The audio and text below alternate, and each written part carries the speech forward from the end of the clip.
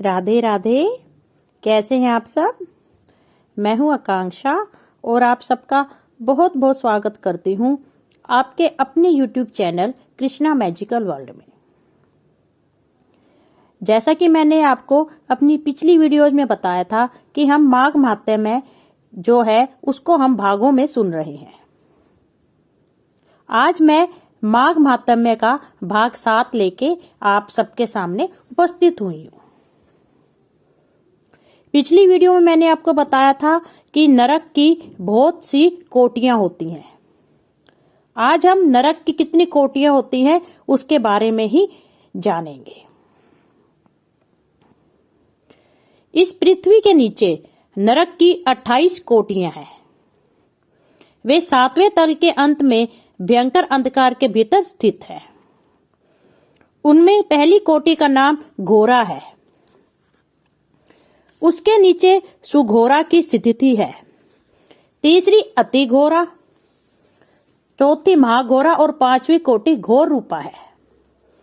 छठी का नाम तरल तारा, 7वीं का भयानका, 8वीं का कालरात्रि और 9वीं का भयोत्कटा है। उसके नीचे 10वीं कोटि चंडा है। उसके भी नीचे महाचंडा है। 12वीं का नाम चंड कोलाहला है। उसके बाद प्रचंडा, नर नायिका, कराला, विकराला और वज्रा है। इस प्रकार नरक की कुल 28 कोटियां बताई गई हैं। उपर्युक्त कोटियों में से प्रत्येक के 5-5 नायक हैं। उनके नाम सुनो। उनमें पहला रौरव है, जहां देहधारी जीव रोते हैं। दूसरा महारौरव है, जिसकी पीड़ाओं से बड़े बड़े जीव भी रो देते हैं। तीसरा तम, चौथा शीत और 5वां उष्ण है। ये प्रथम कोटि के 5 नायक माने गए हैं। रौरव से लेकर अविचिक तक कुल 140 नरक माने गए हैं।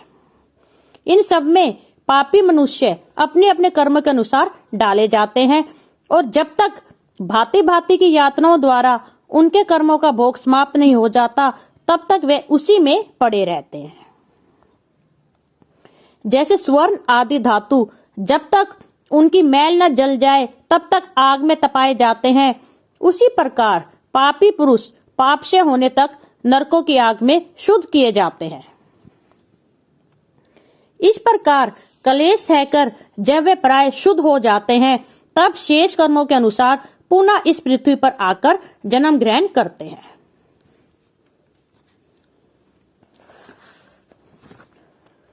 तृण और झाड़ी आदि के भेद से नाना प्रकार के वहां के दुख भोगने के पश्चात पापी जीव कीड़ों की योनि में जन्म लेते हैं। फिर कीट योनि से निकलकर पक्षी होते हैं। पक्षी रूप से कष्ट भोगकर मृग योनि में उत्पन्न होते हैं। वहां के दुख भोगकर अन्य पशु योनि में जन्म लेते हैं। फिर कर्मश गौ योनि में आकर मरने के पश्चात मनुष्य होते हैं। माताओं, हमने यमलोक में इतना ही देखा है, वहां पापी को बड़ी भयानक यातनाएं दी जाती हैं। वहां ऐसे ऐसे नरक हैं जो न कभी देखे गए थे और न कभी सुने ही गए थे। वह सब हम लोग ना तो जान सकती हैं और ना देख ही सकती हैं।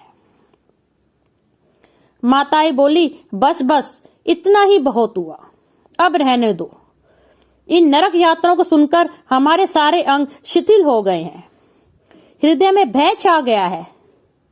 बारंबार उनकी याद आ जाने से हमारा मन सुध बुध खो बैठता है।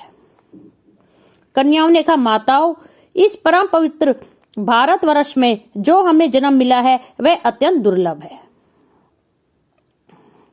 इसमें भी हजार हजार जन्म लेने के बाद पुण्य राशि के संचय से कदाचित कभी जीव मनुष्य योनि में जन्म पाता है। परंतु जो माघ स्नान में तत्पर रहने वाले हैं उनके लिए कुछ भी दुर्लभ नहीं है। उन्हें यहाँ ही परम मोक्ष मिल जाता है और पर्याप्त भोग सामग्री भी सुलभ होती है। भारतवर्ष को कर्म भूमि कहा गया है। अन्य जितनी भूमियां हैं वह भोग भूमि मानी जाती हैं। कितने ही धन्य पुरुष यही माघ स्नान करते तथा तपस्या करके अपने कर्मों के अनुसार ब्रह्मा, इंद्र, देवता और मरुदगणों का पद प्राप्त करते हैं। इस पवित्र भारत देश में क्षणभंगुर मानव जीवन को पाकर जो अपने आत्मा कल्याण नहीं करता, उसने अपने आप को ठग लिया। मनुष्य में भी अत्यंत दुर्लभ ब्राह्मण तत्व को पाकर जो अपना कल्याण नहीं करता, उससे बढ़कर मूर्ख कौन होगा।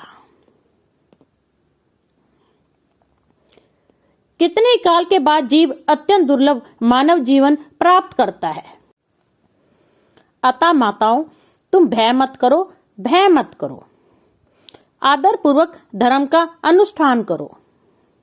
जिनके पास दान रूपी राख खर्च होता है, वे यमलोक के मार्ग पर सुख से जाते हैं।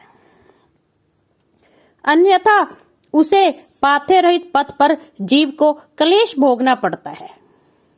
ऐसा जानकर मनुष्य पुण्य करे और पाप छोड़ दे। पुण्य से देवत्व की प्राप्ति होती है और अधर्म से नरक में गिरना पड़ता है। बांधवों, यदि तुम लोग संसार बंधन से छुटकारा पाना चाहते हो तो परमदेव श्री नारायण की आराधना करो। माताओं, क्या तुम नहीं जानती, आधी आयु तो नींद में चली जाती है, कुछ आयु भोजन आदि में समाप्त हो जाती है, कुछ बालकपन में, कुछ बुढ़ापे में और कुछ विषय भोगों के सेवन में ही बीत जाती है।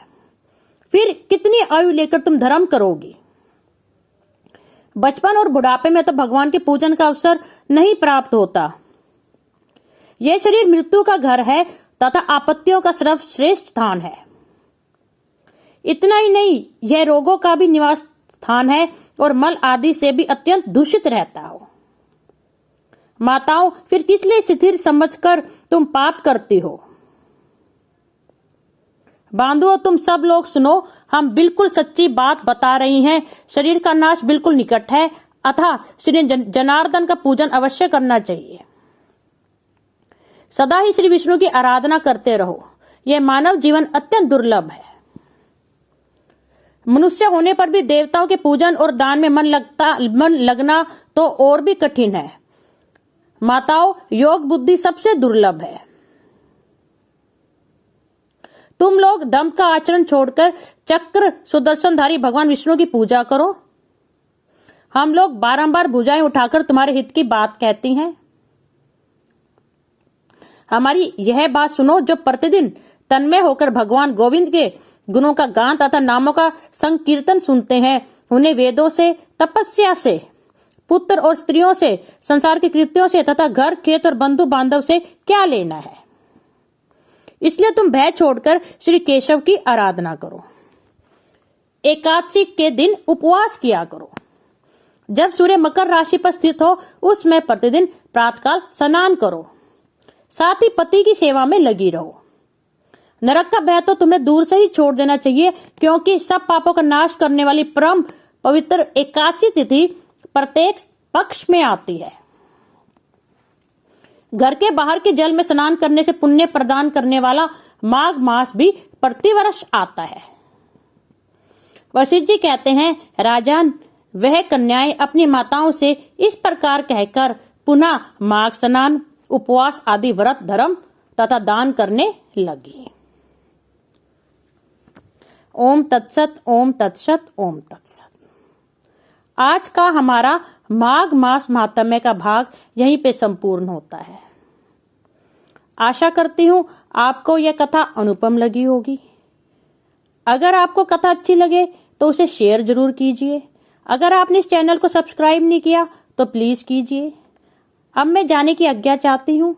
अब मैं अगले भाग में आपको आगे का जो माघ मास का महात्म्य है वह सुनाऊंगी। धन्यवाद। राधे राधे। ओम नमः भगवते वासुदेवाय।